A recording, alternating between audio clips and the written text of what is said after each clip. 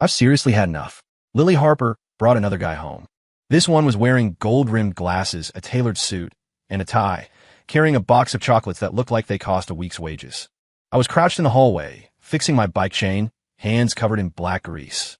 She walked right past me, her high heels clicking on the concrete, without even batting an eyelid. The guy, however, gave me a look. I knew that looked too well. It was pity mixed with a dose of superiority, like he was looking at a piece of gum stuck to the floor. "Lily, who's this?" His voice was gentle. Lily finally turned back and glanced at me.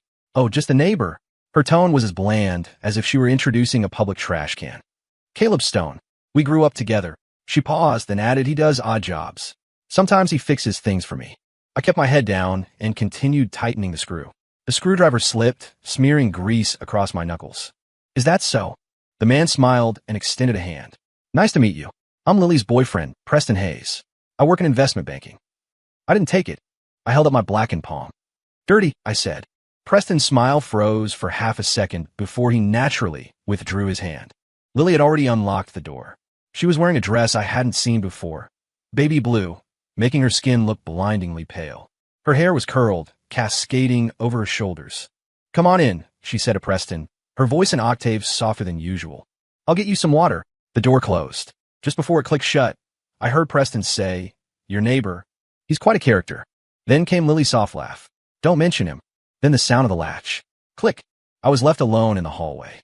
I stayed crouched, staring at the patch of black grease on my hand. Sticky, dirty, the kind that never really wipes off. Right. I was the odd jobs guy Lily talked about. I was also the childhood friend she'd known since we were in diapers. Our families lived wall to wall in the old row houses on the south side. The oak tree in her yard stretched its branches right over my roof. When we were kids, she was clumsy climbing that tree. Every time she fell, I was underneath to catch her. She'd crash into my arms, giggling, saying, "Caleb, your chest is like a rock." Later, her dad struck it rich in business, and they moved away. I stayed in the city, working construction, hauling bricks. The first day I saw her again, she was crying in a 7-Eleven, eyes swollen like peaches. She had just graduated college. Her landlord had scammed her out of her deposit, and she was broke, squatting between the aisles, eating a cold rice ball. I shoved my crumpled, cement-dusted $500 into her hand. She said, "Caleb, what are you doing here?" I said, "Making money." She stared at my old t-shirt and torn sneakers for a long time. Finally, she said, "I rented a 2-bedroom. The second room is empty. Come live there." We split the rent. I told her I didn't have the money. She said, "Oh me." That debt lasted 4 years. For 4 years, I watched her change jobs, climbing from a junior clerk to a department head. I watched her date, break up, date again, break up again. I stayed crouched in this rundown hallway, fixing the endless cycle of broken bikes, leaking washers, and squeaky closet doors.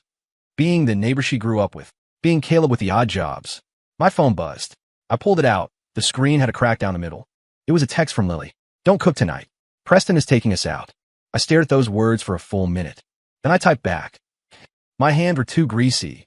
It took a few tries to hit send. Preston picked the restaurant. A place that cost $500 a head, dimly lit like a haunted house, with little candles on every table. The waiters were dressed better than I was. Lily and Preston sat on one side. I sat opposite. The menu was handed to me.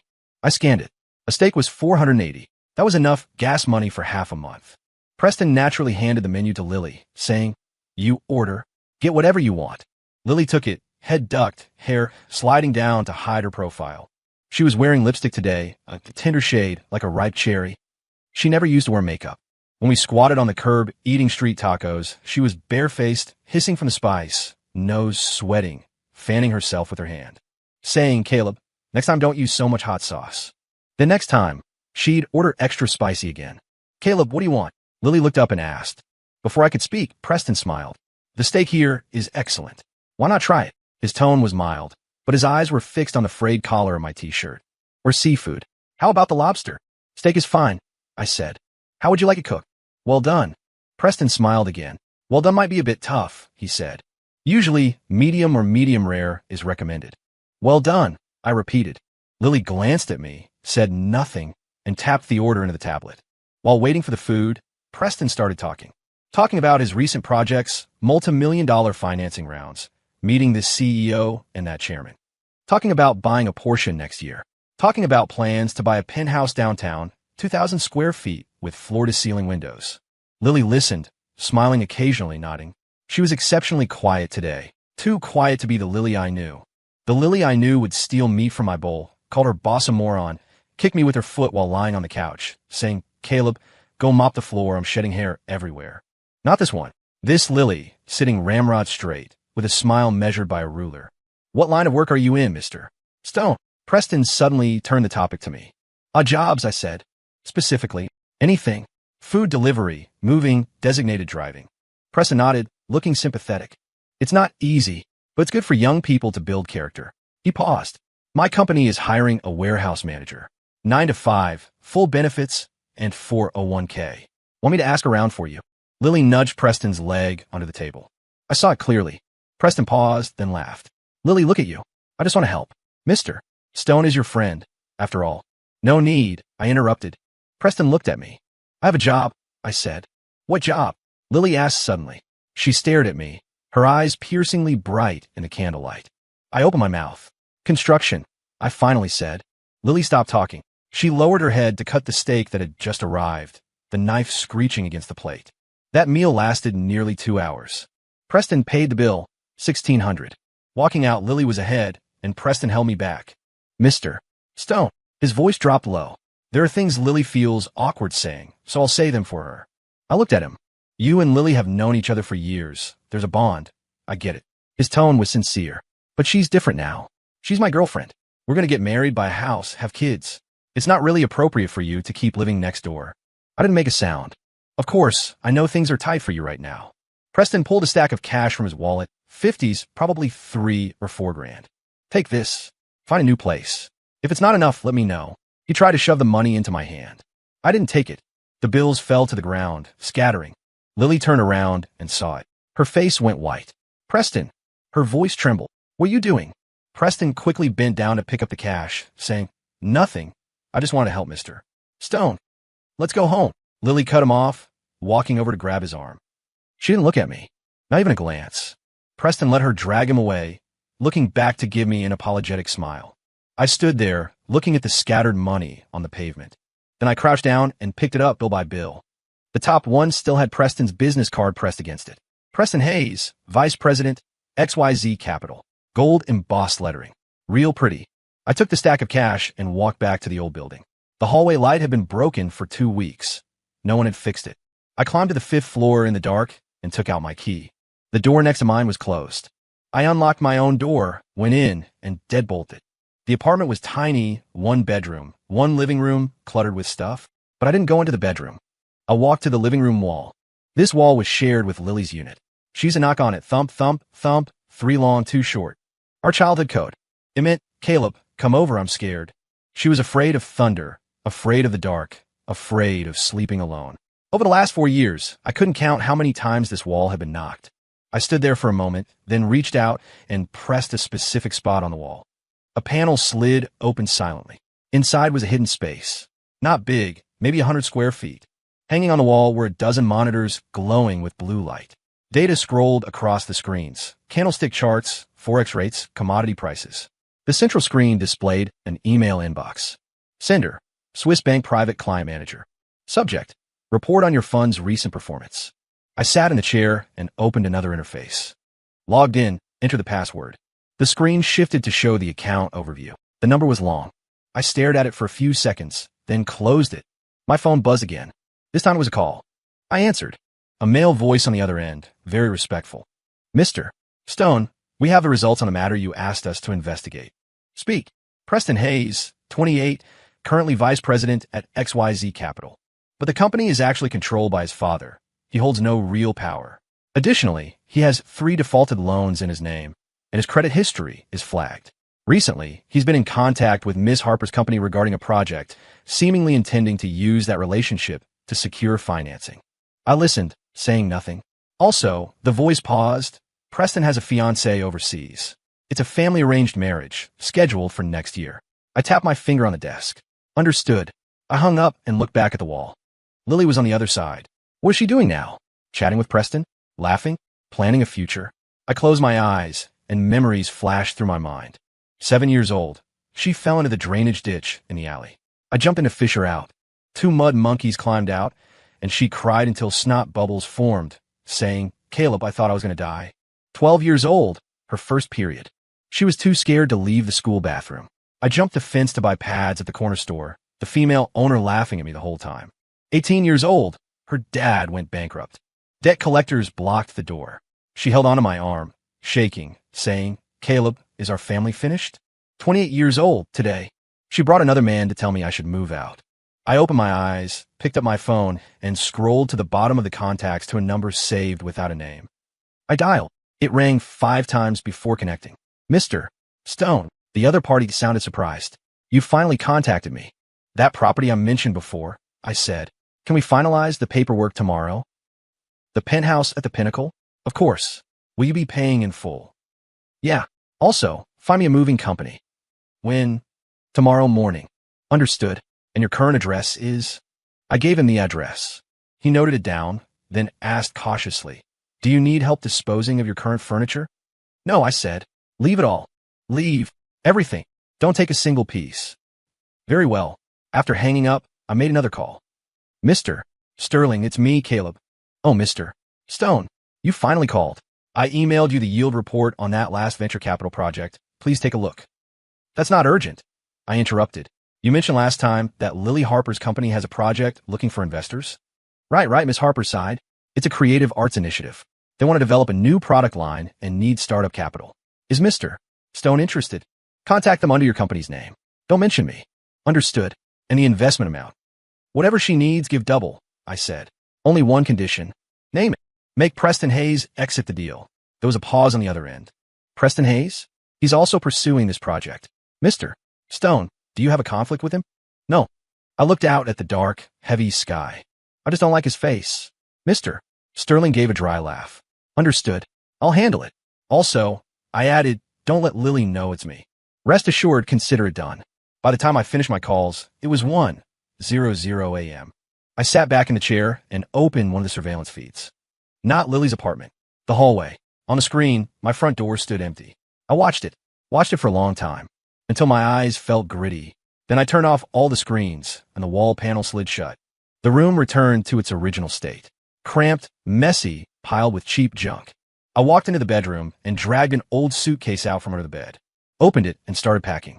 There wasn't much. A few clothes, some documents, an old laptop, and a small rusty tin box. I opened the tin. Inside were bits and pieces. Glass marbles, faded plastic hair clips, a few crumpled candy wrappers. Pressed at the very bottom was a photo. 2 kids squatting by a ditch in the alley, covered in mud, grinning stupidly at the camera. The girl was missing a front tooth. The boy's hair was matted into clumps by the mud. Behind them, written in wobbly chalk, "Caleb and Lily, best friends forever." I stared at the photo for a long time. Then I tucked it into the hidden compartment of my wallet, closed the suitcase, zipped it up. The sound was harsh in the silent night. I carried the case to the door and looked back at this room one last time. For years, I pretended to be a poor man here for 4 years. Pretended to be the loser childhood friend. Pretended for 4 years, waiting for the day she'd turn around and see me. But she didn't turn around. People ultimately chase profit. She held another man's hand and walked forward, never looking back once. I closed the door, leaving the key in the lock. The movers arrived earlier than I expected. Just as the sky was turning gray, a truck rumbled into the old complex, waking up all the neighbors who were still dreaming. Several burly men in matching uniforms jumped out and knocked on my door. "Mr. Stone? Moving, right?" I nodded, stepping aside to let them in. "Where's the stuff?" the foreman asked. I pointed to the bedroom and living room. "Just this. Move all." The foreman scanned the shabby furniture in the room and paused. "All of it, even these old tables and chairs." "Move it." "And the address for the new place?" "The Pinnacle, Tower 7 penthouse." The foreman's eyes went wide instantly. The workers behind him looked at each other. The Pinnacle," the foreman stammered. The one that's $1,000 a square foot." "Yeah. Penthouse. That's the full floor unit, right? I heard it's 1 unit per floor, over 4,000 square feet." 5,600, I corrected him. The foreman stopped talking, looking at me like I was an alien. No wonder. I was still wearing the shapeless t-shirt from last night, $30 flip-flops on my feet, living in this dump that rented for $1,200 a month. And now I was saying I was moving into a $10 million property. Anyone would be confused. "Let's go," I repeated. Make it quick. The workers finally sprang into action, but their movements were noticeably more careful than before, handling everything with a delicate touch, as if this junk furniture were antique. The noise of moving was loud, chairs dragging, boxes bumping, workers shouting commands up and down the stairs. The door next to mine stayed shut. Lily shouldn't be working today. She got back so late last night, she was probably still sleeping. I stood in the hallway, staring at her door. The dark red security door, with paint chipping off in patches. A Lucky Cat wind chime she bought last year hung on the handle, ready to tinkle if the wind blew. There was no wind now. The chime hung motionless. A worker carried my nightstand out and asked if I wanted it. I said yes. But the leg on this cabinet is crooked, the worker muttered. Just move it. As we spoke, the door next to mine opened. Lily stood in the doorway in her pajamas, hair a mess, eyes still puffy. She looked at the furniture piled in the hall, looked at the workers coming and going, and finally looked at me. Caleb, her voice raspy with sleep. What are you doing? Moving, I said. She froze for a few seconds. Moving? Moving where? New place. What new place? She walked over, grabbing my arm. Why are you suddenly moving? Everything was fine yesterday. Her hand was cold. I didn't shake her off, but I didn't answer either. A worker carried my old desk out of the room. A leg hit the door frame with a loud bang. Lily jumped, letting go of my hand. She looked at the desk. The surface was covered in scratches, including a few words I'd carved with a pocket knife. Lily is a pig. Later, we had a fight, and she scratched at my arm. You're taking all this junk? Lily pointed at the desk. Caleb, are you desperate for cash? Selling old furniture for scrap won't get you much. Not selling, I interrupted. Taking it to the new house to use. New house? She laughed, like she'd heard a joke. Where did you get a new house? Rented? Shared? Caleb, don't be proud. If you can't pay rent, just tell me. I bought a place, I said. Lily's smile froze on her face. What? I bought a house. I repeated. At the Pinnacle. She stared at me as if she didn't understand English. The Pinnacle, she said each syllable slowly. The luxury complex? Yeah. You bought a place? At the Pinnacle. Her voice started to shake. Caleb, do you know how much the property values are there? I know. You know, and you're still talking nonsense. She suddenly raised her voice, eyes reddening. Did you go to a loan shark again? Or did you gamble? Caleb, I'm telling you, you can't do illegal things. You'll go to jail. She stomped her foot in panic, reaching out to grab me again. I took a step back. Her hand grasped at empty air. Lily's hand froze midair. She looked at me, the rims of her eyes turning redder. Caleb, her voice softened, thick with tears. Don't be like this. I know Preston giving you money yesterday was wrong. I scolded him for it. But you can't go do something reckless just out of spite. It's not spite, I said. Then where did the money come from? She stared at me. You've been doing odd jobs for years. You haven't saved enough to buy a bathroom. Caleb, tell me the truth. What is going on? I watched her silently, looking at her red eyes, her messy hair, and the collarbone exposed by her pajama neck. She'd lost weight. For 4 years, I cooked for her every day, trying every trick to fatten her up. But she always talked about dieting, putting down her chopsticks after 2 bites. Now her collarbone was so prominent. Those high-end restaurant Preston took her to clearly didn't fill her up. Caleb, seeing I wasn't speaking, she got more frantic. Say something. The money is saved, I said. Saved? How long did you save? For years? 40 years? Caleb, don't I know how much you make a month? 3,000? 4,000? How did you save millions? Her voice was so loud the workers stopped what they were doing, sneaking glances our way. The foreman walked over, asking cautiously, Mr. Stone, are we still moving? Yes, I said. Keep going. The workers started moving again. Lily was left standing there, like an outsider. She watched piece after piece of furniture get carried downstairs, watched my small room slowly become empty. Finally, only the bare concrete floor and a few nail holes in the wall remained. You're really leaving? Her voice was very quiet, almost inaudible. Yeah. Why? I didn't answer. Why? What could I say? Say that I've loved you for over a decade. Say that watching you with someone else hurts like being stabbed. Lily, for years, I was like a thief, stealing glimpses of your life. Now I don't want to steal anymore. No reason, I said. Just want to live somewhere else. Tears spilled from Lily's eyes, one after another, smashing onto the concrete floor, blooming into dark circles. Caleb, she cried, are you mad at me? Because of Preston? I'll break up with him, okay? I'll break up with him right now. Don't move away. She reached for my hand. I dodged it. It has nothing to do with him, I said. Lily, I just want to move. Liar, she screamed. You are mad at me. You're mad I didn't stick up for you yesterday. Mad I embarrassed you, aren't you? But what could I do? Preston is my boyfriend. I couldn't just. In front of him. She stopped, crying harder now. I was wrong. Caleb, I was wrong, okay? Don't go. I won't let him come over anymore. I won't bring anyone over. Just us two like before. She was sobbing so hard she couldn't catch her breath, crouching on the ground, shoulders shaking.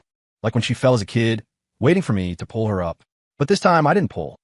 I picked up my suitcase and walked past her. Caleb, she shouted from behind. Caleb, I hate you. Her voice was hoarse. If you leave, don't come back. My footsteps paused. Then I continued down the stairs. Her crying echoed in the stairwell. I turned back that other time. I wouldn't this time. When the truck drove out of the complex, I looked in the rearview mirror. Lily was still standing at the entrance to the stairwell, wearing pajamas, barefoot, hair whipping in the wind. She kept watching the direction the car was going, motionless, like a statue. The driver asked quietly, Mr. Stone, that girl. Drive faster, I said. The driver shut up and stepped on the gas. The car turned out of the complex and merged into traffic. In the mirror, that silhouette got smaller and smaller until it became a dot and vanished. I looked away out the window. I lived in the city for 4 years, but never really looked at it. Always busy, revolving around her. Now I noticed the sycamore trees by the road had grown so tall, their branches reaching for the sky. Sunlight leaked through the leaves, scattering like broken gold on the car window. It hurt my eyes. My phone buzzed. It was Lily. I stared at the name flashing on the screen for a long time. Then I hung up. She called again. I hung up again. I turned the phone off completely. The world went quiet. The driver glanced at me in the mirror, looking like he wanted to say something. If you want to say something, say it, I said. Mr. Stone, that girl just now, was she your girlfriend? No. Oh, I saw her crying pretty hard, thought maybe. Drive the car. You got it. When we arrived at the Pinnacle, the security guard at the gate stopped us. I rolled down the window. The guard saw me and paused, but still asked respectfully, Hello, may I ask which unit you are visiting? Tower 7, penthouse. I handed him the access card. The guard saw the card, his face changed, and he immediately stood at attention and saluted. Mr. Stone, apologies for not recognizing you. Please go ahead. The gate lifted and the truck drove in. The driver whistled as he drove. Mother of God, this complex is like a park. That fountain, is that real gold? I ignored him. The truck stopped under Tower 7. The property manager was already waiting at the entrance with 4 uniformed staff members. Mr. Stone, welcome home. The manager bowed. Leave the moving to us. You go on up and rest. Yeah. I got out and walked into the lobby. The elevator was private, direct to the top floor. The elevator doors opened directly into my foyer. 5,600 square feet, panoramic floor-to-ceiling windows, the entire city spread out beneath my feet. Sunlight flooded in without obstruction, reflecting off the polished marble floors, bright enough to blind. The workers carried the old furniture in piece by piece, placing it in the cavernous living room where it looked completely out of place. That broken desk, the crooked nightstand, the peeling chairs, like beggars breaking into a palace. The manager looked at this junk, the corner of his mouth twitching, but professional discipline kept his smile in place. Mr. Stone, where should we place this furniture? Anywhere. In your original furniture. Throw it out. Throw it out. The manager's eyes popped. But those are Italian imports, custom-made. The set cost over $3 million. I said, throw it out. I repeated, clear out today. The manager swallowed hard. Understood. He turned to make calls to arrange it. I walked to the window and looked out. From this height, the city looked like a toy set made of blocks. Traffic looked like ants. People walking on the streets were too small to see. That old apartment complex in the southeast corner was a gray smudge, like a dirty rag. What was Lily doing now? Still crying? Or had she dried her tears and called Preston to complain? I pulled out my phone and turned it on. 99 plus missed calls. WeChat exploded with messages. All from Lily. The last one was sent 10 minutes ago. Caleb, my stomach hurts. My finger froze. Lily had stomach issues, a souvenir from irregular eating in college. As soon as she got hungry, it hurt. When it hurt, she broke out in a cold sweat and curled up on the bed shaking. For the last 4 years, I watched her eat, making sure she didn't miss breakfast or dinner, nursing her stomach back to health. Yesterday, she barely touched that steak. She didn't eat this morning. I stared at that message for a long time. Then I locked the screen and tossed the phone onto the sofa. Turning to the manager, I said, order me a car. What model would you like? Whatever. Just get today. Certainly, I'll handle it immediately. The manager jogged away. I walked back to the window and lit a cigarette. The smoke curled up, dissipating in the sunlight. Lily, find the medicine yourself this time. The first aid kit is in the second drawer under the TV stand. The kettle is broken. Remember to use the old one on the left. Don't forget again. 3 days. Lily's text bombing hadn't stopped. From initial interrogation to tearful pleading, finally turning into a daily stomach hurts. I didn't reply to a single one. Phone on silent, screen face down on the table. The new Maybach was parked downstairs, never driven. I just holed up in this 5,000 square foot empty house, sitting on the floor, smoking in front of the window. The ashtray was the drawer from that crooked nightstand, cigarette butts piled into a mountain. On the morning of the 4th day, the doorbell rang. I thought it was the building management, so I went to answer it barefoot. Lily was standing outside. She had lost a shocking amount of weight. Her eyes were swollen into slits, hair tied back haphazardly, still wearing those pajamas, now wrinkled like a pickled vegetable. She was holding a thermos. Seeing me, her lips trembled, but she didn't speak. I didn't speak either. We stood there in the doorway like two idiot statues. Finally, she moved first. She shoved the thermos into my chest. Her fingers were ice cold against my skin. Sue. Her voice was terribly raspy. The kind you used to make me. I looked down at the thermos. Pink, printed with a cartoon rabbit, the paint chipped off the ears. I bought it for her junior year when she had a fever. Used for 5 years. Eat it while it's hot, she added, turning to leave. Lily, I called her. Her back stiffened. Where's Preston? I asked. Didn't come to keep you company? Her shoulders shuddered, but she didn't turn back. Broken up. Why? No reason. Her voice trembled. Just broke up. I remembered Mr. Sterling's report from the day before yesterday.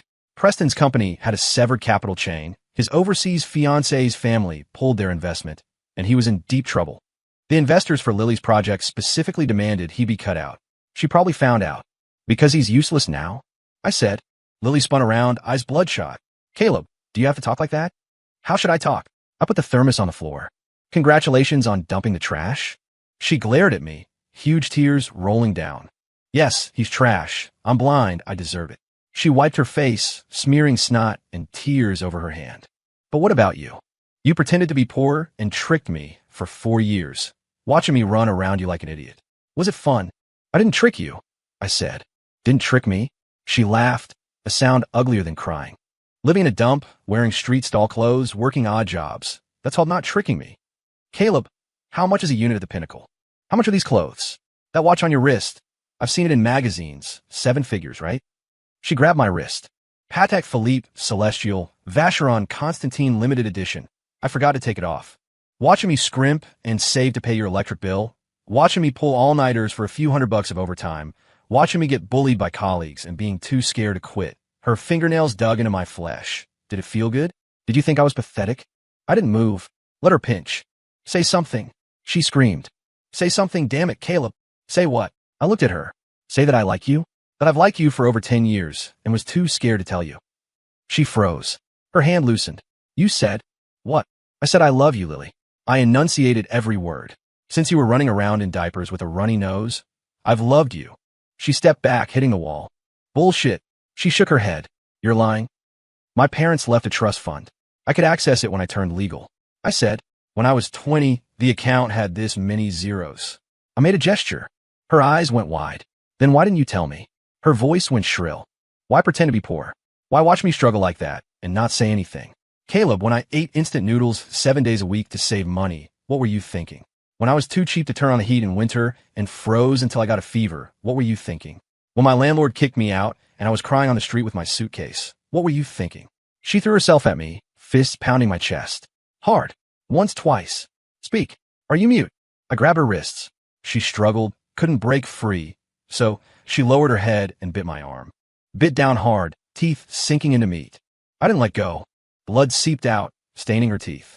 She tasted the blood and suddenly let go as if waking from a trance, staring blankly at the bleeding bite mark on my arm. Feel better? I asked. She shook her head, tears falling onto my wound, stinging. No. She sobbed. Caleb, I hate you. I hate you to death. She slid down, crouching on the floor, holding her head and wailing, like a kitten left in the rain. I crouched down too, reaching out to touch her hair. She dodged. Don't touch me. My hand froze in midair. Lily, I said. I pretended to be poor because I was afraid. She looked up, glaring at me with red eyes. Afraid of what? Afraid I was after your money. Afraid you'd change. I looked at her, afraid that you weren't the same Lily from my memories. She paused. When your dad got rich, all the kids in the neighborhood hung around you. I said, you gave them chocolates, imported cookies. Later when your family went bankrupt, they cursed you, threw paint on your door. I remember you crying under that oak tree, saying, Caleb, why are they like this? You said, people turn bad when they get money and get stepped on when they don't. I wonder then, if I had money, would you turn into that? Would you treat me like those kids treated you? Lily stopped crying. She stared at me blankly, like she didn't know me. Later, my parents died. The money was tied up. I came here looking for you. Saw you crying in that 7-11. Back then I thought, damn, Lily's broke too. But I was also kind of happy. I twitched the corner of my mouth. Happy that you were still you. Still the Lily who cried over $500. So, I didn't say my parents left money. I said I did odd jobs. I was poor. I couldn't afford rent. You let me move in. Said I could owe the rent. Lily, I stole those 4 years. Every morning watching you rush out with toast in your mouth. Every night listening to you curse your boss, making you hangover soup at midnight. My voice rasped. I just thought this is good. You didn't change. I didn't change. Just like back in the old neighborhood. You fall, I catch you. You're hungry, I cook. You cry, I couldn't help it. Her tears surged again. You could have told me. She choked out. Caleb, you could have told me. Tell you, and then what? I asked. Watch you tiptoe around me. Watch you stop stealing meat from my bowl. Watch you smile at me like you're wearing a mask, just like you did with Preston. I wouldn't. You would. I cut her off. Lily, you changed. From the day you brought the first guy home, you changed. Her face went completely pale. You wore dresses I couldn't afford, sprayed perfume I couldn't buy, laughed with men I couldn't talk to. I stood up, looking down at her. I was right next to her, listening, watching. I knew I had to leave. She scrambled up in a panic, grabbing my arm. No, Caleb, it wasn't like that. She was incoherent. I brought them home because I wanted to make you mad. I froze. I wanted to make you mad. She cried out. I wanted you to slam the door. I wanted you to pin me against the wall and ask what I meant. I wanted you to say, Lily, you're mine. Don't go with anyone else. Her nails dug into me. But you never got mad. You just stood there fixing bikes, fixing washing machines like you were deaf and blind and stupid. I swapped one after another, each richer than the last, each more respectable than the last. But you didn't even give me a second look. She cried until she couldn't breathe. Caleb, I didn't know what else to do. I could only find Preston. He was the richest, the most respectable. I thought, this time you'd have to care, right? And then, I heard my own voice shaking. Did I care? You cared. She gave a miserable laugh. You moved out. Silence filled the hallway. Only her suppressed sobbing. I stared at her, my mind blank. Everything I thought, it was all wrong. Those displays, that pettiness, that laughter she made sure I heard. It was all calling me to turn around, calling me to look at her. Lily, I called her name. She looked up, sobbing. I yanked her over, pinned her against the wall, and lowered my head to kiss her. Hard, smashing into her with a muffled grunt. Her lips were cracked, tasting of salty tears and metallic blood. She froze for 2 seconds, then went crazy, biting my lip, pulling my hair, scratching my neck. Like she was fighting for her life. I didn't let go. Let her bite, let her scratch, holding her dead tight in my arms. Until she lost her strength, melting against me, the biting turning into licking, the scratching turning into hugging. When we pulled apart, there was blood on both our mouths. Couldn't tell whose it was. She was panting, eyes as red as a rabbit's. Caleb Stone, she said, voice raspy. You're a bastard. Yeah. I wiped my mouth. I'm a bastard. You tricked me for 4 years. Yeah. You made me look like an idiot. Yeah. You. She held it in for a long time, finally squeezing out. Are you going to eat that soup or not? I blinked, then laughed. I'll eat it. She glared at me, bent down to pick up the thermos, and shoved it into my chest. It's cold. I'll eat it cold. I unscrewed the lid and took a big swig right from the thermos. It was definitely cold. The chicken soup had congealed into a jelly, thick and greasy. She made it. She always cooked with too little water and too much heat, turning everything into paste. Tastes awful, I said. If it's awful, don't drink it. She reached to grab it back. I dodged and took another swig. But it's edible. She stopped moving, looking at me, eyes reddening again. Caleb, yeah. Are you still leaving? Not leaving. She froze. What? I put the thermos on the floor, took my wallet out of my pocket, and pulled out the bank card. All yours. She didn't take it, staring at the card like it was a bomb. What? What does this mean? Dowry, I said. To marry you. Her knees buckled. I caught her just in time. Say that again. Lily. I looked in her eyes. Will you marry me? She didn't speak, just glared at me, tears streaming down. Marry or don't marry. I repeated, one word or two. She opened her mouth, no sound came out, then suddenly squatted down, hugging her knees and wailing. Cried her heart out, like she was crying out all the grievances of the last 4 years. I squatted down and pulled her into my arms. She struggled, bit my shoulder, pounded my back. I didn't let go. She tired herself out hitting me, cried herself hoarse, and collapsed against me, twitching. Caleb, yeah, my stomach hurts. Deserve it. You cooked the soup. Yeah. Add extra chicken. Yeah. And rice. Yeah. Don't burn it. I'll try. She lifted her head, eyes swollen like peaches, nose bright red. You aren't allowed to lie to me anymore. Won't lie. Aren't allowed to pretend to be poor. Won't pretend. Aren't allowed to ignore me. If I ignore you, I'm a dog. She looked at me for a long time, then leaned in and gently touched her lips to mine. Caleb, yeah, I like you too, she whispered. Like you for a long, long time. My heart felt like it was being squeezed, aching and swelling all at once. Since when? I asked, voice hoarse. Since the day you jumped in the ditch to fish me out. She buried her face in my neck. You were covered in mud, but you picked a wildflower for me and said, stop crying. You look ugly. I remembered. That had happened. The flower was plucked from the roadside, wilted, covered in dirt. She took it back then and cried even harder. And then, I asked, and then I just fell for you. Her voice was muffled, but you treated me like a brother, like a neighbor, like a moocher. No matter how many hints I dropped, you didn't get it. I told you not to bring men home. Did you listen? I did that to annoy you. She looked up and glared. Who told you to always treat me like a kid? You are a kid. I pinched her cheek. A kid who burns the soup. She tried to bite me again. I dodged. She missed and fell into my chest. We sat on the floor, facing that thermos of cold jellied soup, and laughed. Laughing until she started crying again. Caleb, yeah, let's go home. This is home. No. She shook her head. Back to our home. The dump. I was silent. I want to eat the ramen you cook. Want to lie on that broken sofa. Want to hear the couple next door fighting. She wrapped her arms around my neck. This place is too big. I am scared. I looked out the window. A 5,000 square foot mansion. Panoramic views, half the city beneath my feet. Empty, like a magnificent coffin. Okay, I said. Her eyes lit up. Really? Yeah. I kissed her forehead. We live where you want to live. She burst into laughter through her tears, leaning in to kiss me, smearing snot and tears all over my face. Then let's go right now. Wait. I held her back. What? I took out my phone and dialed a number. Mr. Sterling, list the penthouse in Tower 7. Sell it. You set the price. Yeah, full cash, quick sale. Hanging up, Lily was dumbfounded. Are you crazy? This place is worth millions. I wouldn't want it for billions. I pulled her up. Come on, let's go home and cook noodles. She stood still, looking at me, eyes red again. Caleb, what now, princess? Will you suddenly disappear again? No. Swear. I swear. I held up 3 fingers. If I disappear again, may I be poor forever. She finally smiled, a snot bubble popping, making her laugh at herself. So ugly. I wiped her face. If it's ugly, don't look. I'm looking. I lowered my head and kissed her. Ugly or not. We walked downstairs into the sunset, hand in hand, like 2 kids skipping school. Left the Maybach in the garage. Took a cab back to the dilapidated neighborhood. The driver watched us in the rearview mirror, eyes weirded out. Probably never saw anyone take a taxi from the Pinnacle to the projects. Lily leaned on my shoulder and fell asleep.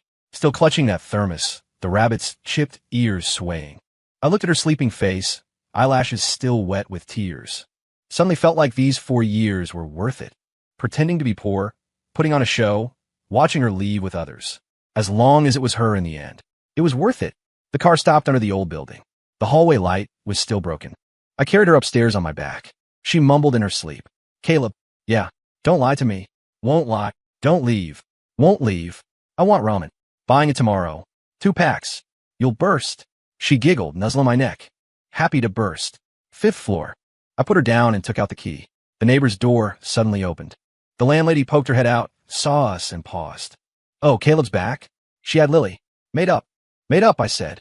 Good, good. The landlady smiled. Lily's been miserable these past 2 days, crying at the door every day. Broke my heart to watch. Lily blushed, hiding behind me. Ma'am, we're heading in. I opened the door and pushed her inside. The door closed, shutting out the world. The room was exactly as I left it. Empty, concrete floor, nail marks on the wall. but sunlight streamed through the window, dust motes dancing in the beams. Felt like home. Lily stood in the middle of the room and spun around. Caleb, yeah, let's buy some furniture. Okay. I want that sofa, the soft one, big enough for two. Okay. And a big TV for movie nights. Okay. And she turned, throwing herself into my arms. And you, I hugged her, tightening my arms. Been yours for a long time. I kissed her hair. Always have been. Outside the window, the sun sank, burning the horizon orange. The old building had terrible soundproofing. The couple next door started fighting again, pots and pans clanging. Akid kried donstayers, astraikat yodet. The noise of life, loud and messy. We stood in the ruins, embracing. Like two strays, finally home. Caleb, yeah, I'm hungry. Cooking noodles. Add extra pork. Adding it. And an egg. Adding two. Caleb, what is it now? I love you. My hand paused. The water in the pot boiled. White steam rising. I know, I said. That's it. She wasn't satisfied. Noodles are gonna get soggy. I'll eat him soggy. I fished the ramen out, ladled the broth, topped it with a fried egg and pork. Steaming hot, smelling good. She came over, hugging my waist from behind, pressing her face to my back. Caleb, yeah, I want it to. There's more in the pot. Not that. Her voice was muffled. The words. I turned off the stove, turned around, and lifted her onto the counter. She gasped, wrapping her arms around my neck. Lily, I looked into her eyes. I love you. Her eyes curved into crescents. Say it again. I love you. Again. I love you. AG. I lowered my head and kissed her, kissing the remaining thousands of times into her. Outside, the sky turned dark. The lights of 10,000 homes turned on, one by one. One of them was ours.